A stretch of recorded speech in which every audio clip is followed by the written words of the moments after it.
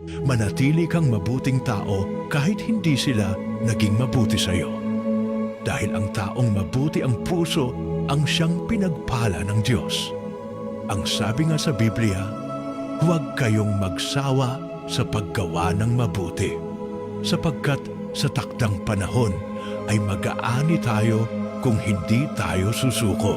Ang tunay na kabutihan ay hindi batay sa kung paano ka tinrato ng iba, kundi sa kung paano ka patuloy na nagmamahal, nagpapatawad at gumagawa ng tama kahit walang kapalit.